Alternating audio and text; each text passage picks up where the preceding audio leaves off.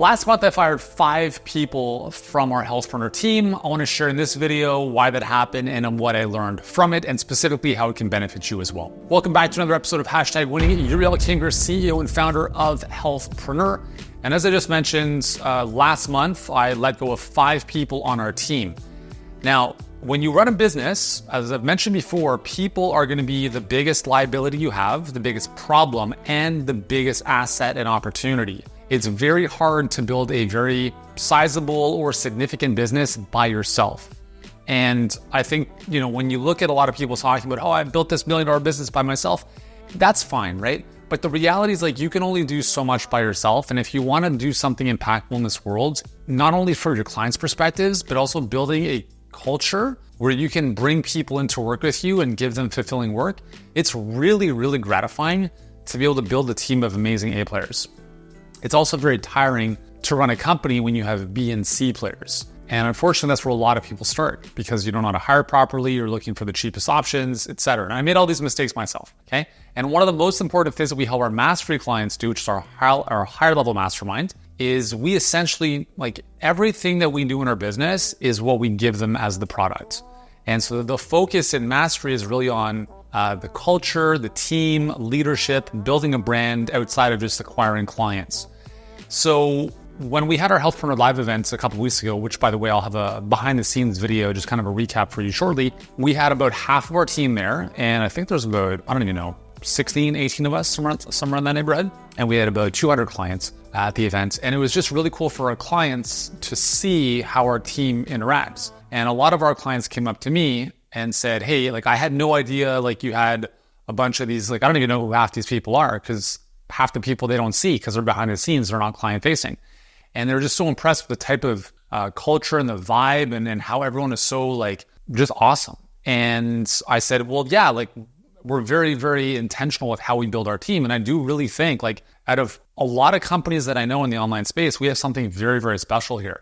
With that said, it's also for the wrong person, not the best place to work. And we actually, apparently our job posts are so polarizing that apparently there are viral TikTok videos of people demonizing our job descriptions, right? And the job, we say stuff like, if you're looking for a 9-to-5, this isn't the place for you. And people get really pissed off about that. And that's fine, right? That's why we share that. I do not want someone in our team who is punching in, punching out. We have 3 core values: speed is king, owner-like commitments, and driven to grow. The reason we let someone go, or the reason we hire someone in the first place is, number one, we believe they have the skills and aptitude, and they emulate the core values that would make them a great cultural fit.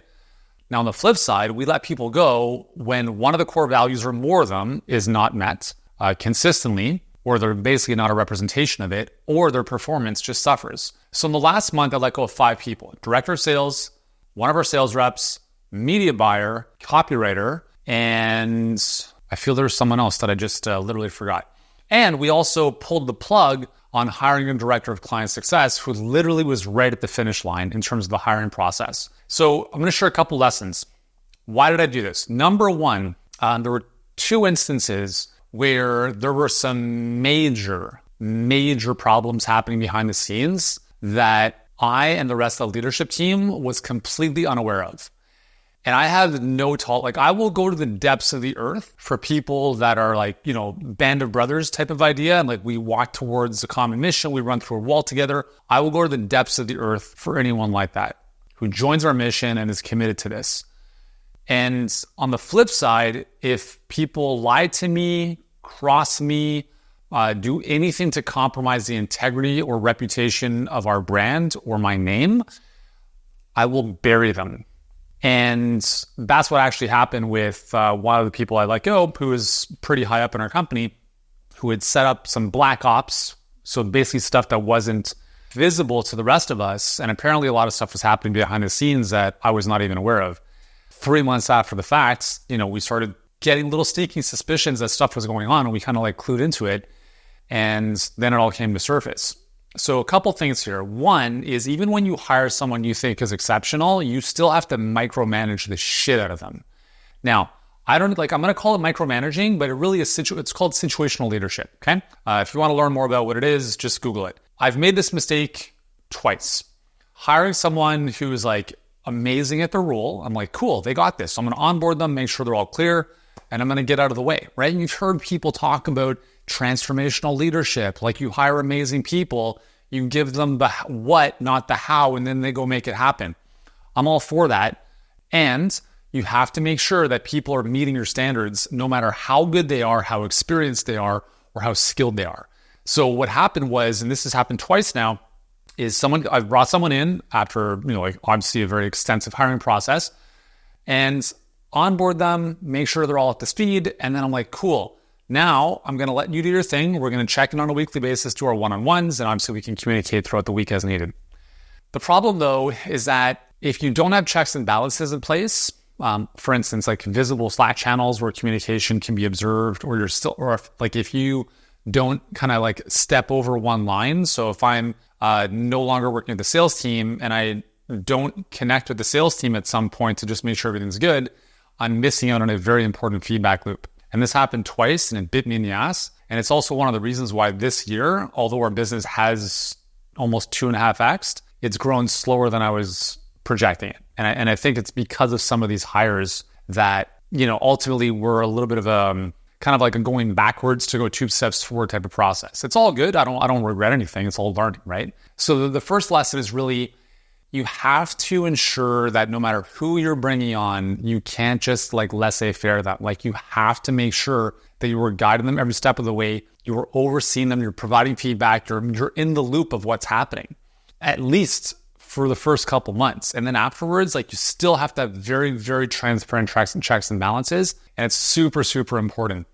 The second lesson is trust your gut. When certain things happen, don't just brush them aside. There are little tells. And if your spidey senses are like something's off here, something is off. Okay. And it's really, really important you listen to that, because I did not so here's the thing. There was something happened with one of these individuals.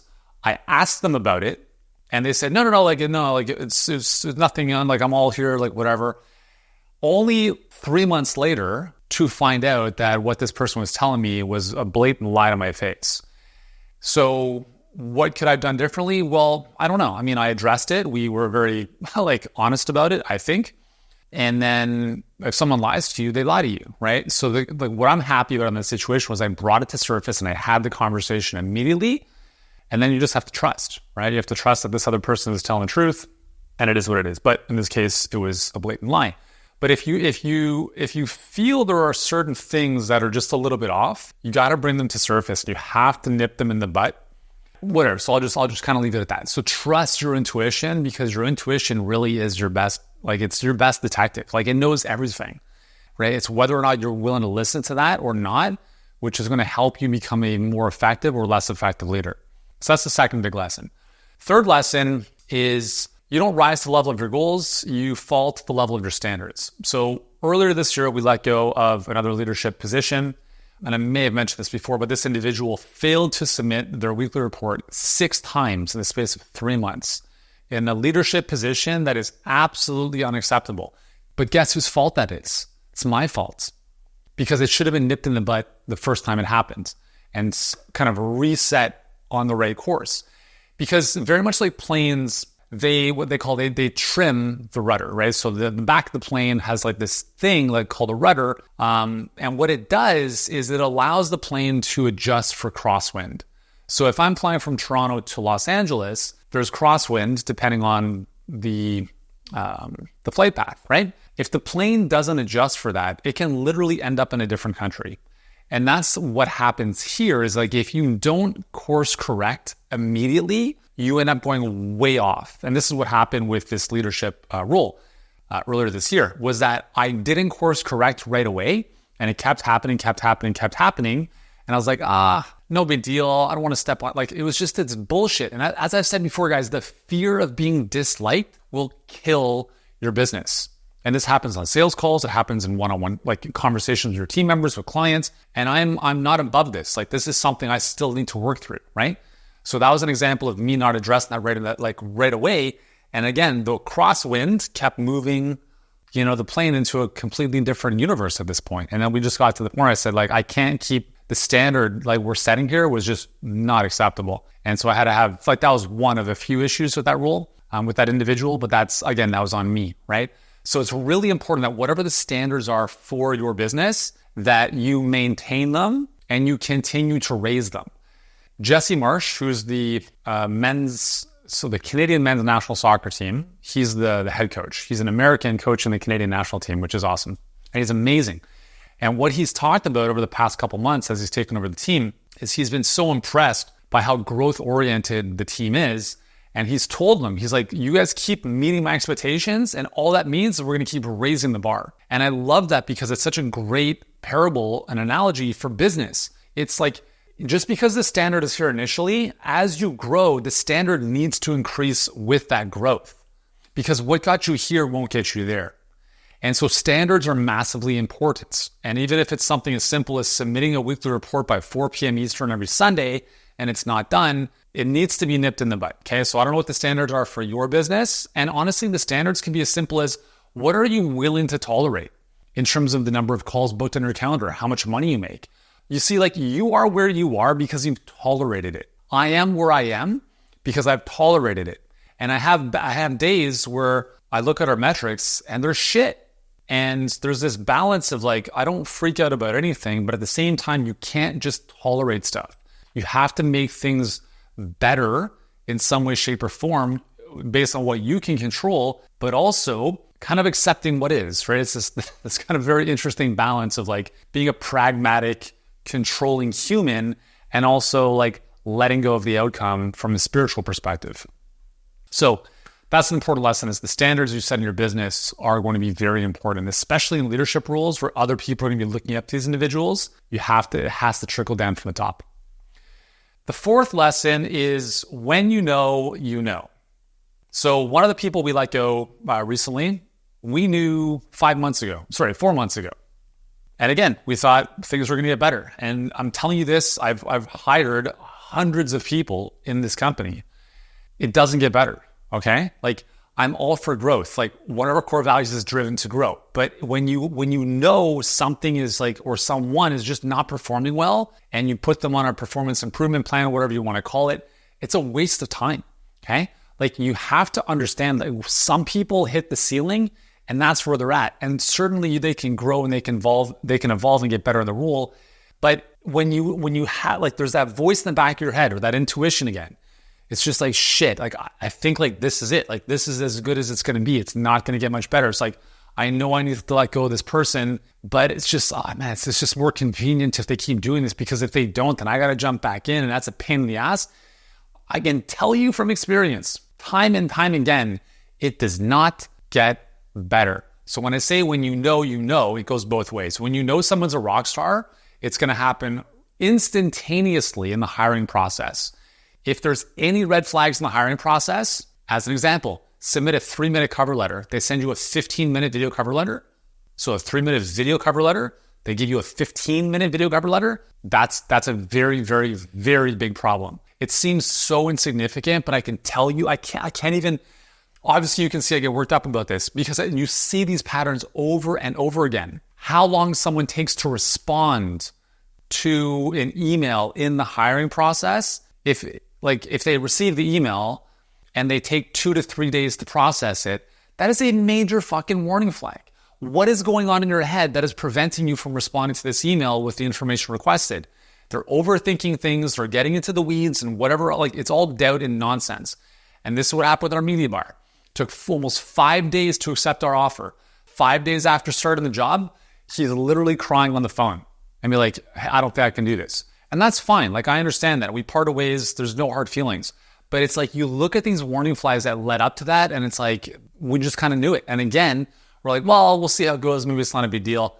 It's a fucking big deal every single time. So when you know, they're either amazing and all this stuff is aligned right away, or it's not. And if it's not, don't even hire them. But if it is, amazing. And if they get into the role and the person's performing well, and then things start to slip, like, get them back on track. But when you have that moment where it's like, this has to change. This is not going to get any better. And you've provided feedback and coaching and everything, and it's just not getting better. You have to let them go. Okay. It is not good for you. It is not good for the team. It is just, not good at all. So that's the fourth thing.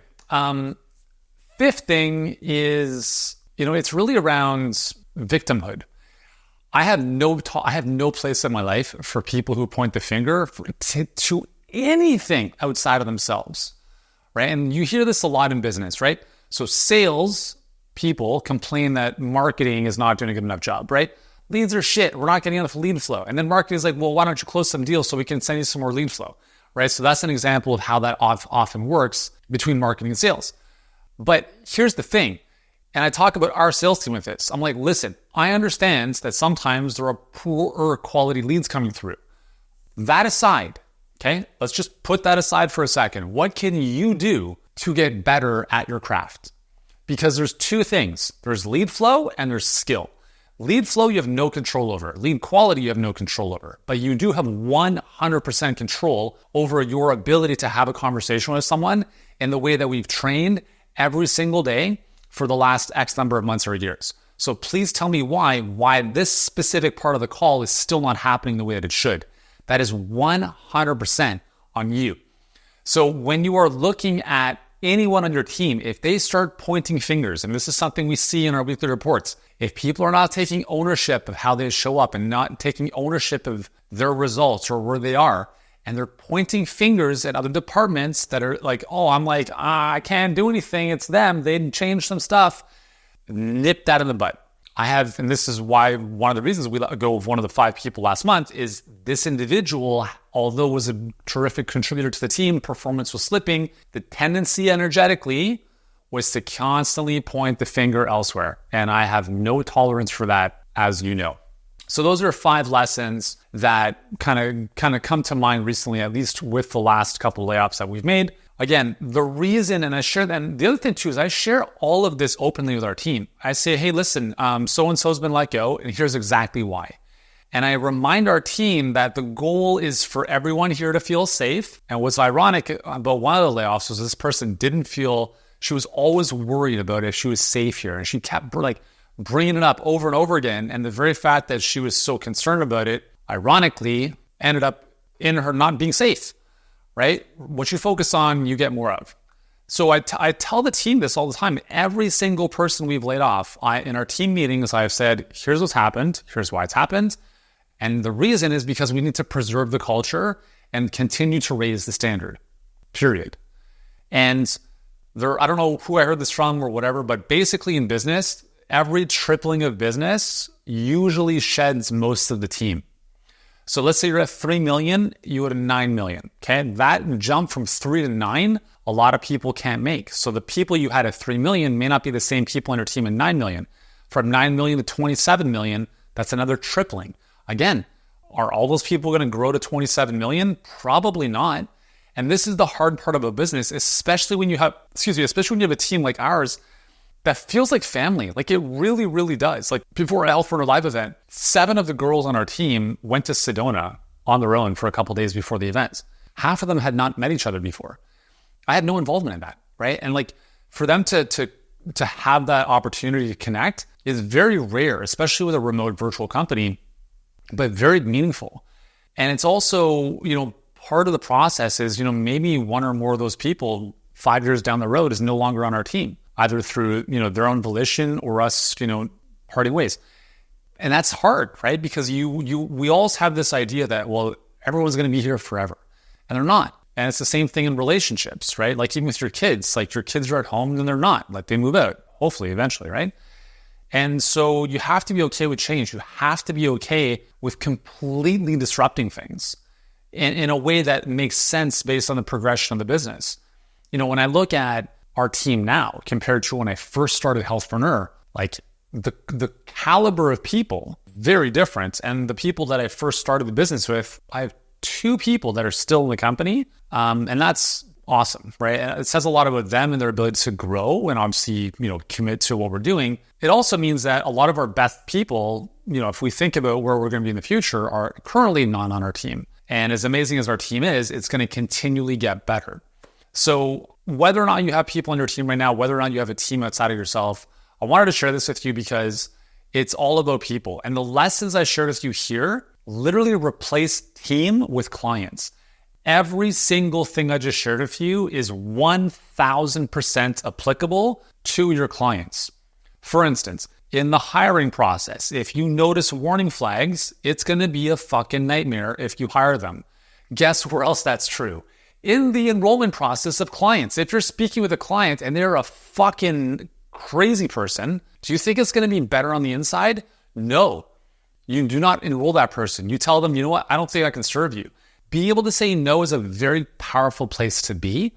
And if you build the skill with your clients and start to create very strong boundaries and understand how to have hard conversations and how to hold people accountable, you will also do that with your team, right? So you start by coaching your clients and then you start coaching the team to coach the clients. But it's people, and you're going to deal with the same things over and over again. And that's why I figured I'd share these lessons with you, whether it's just you or you and 100 other people. I think they will make a big difference if you remember them, apply them, at least in the context of, how they've served me in this particular situation and over the years. So anyways, that's all for today's video. If you've enjoyed this, let me know in the comments below. Remember to subscribe if you haven't already.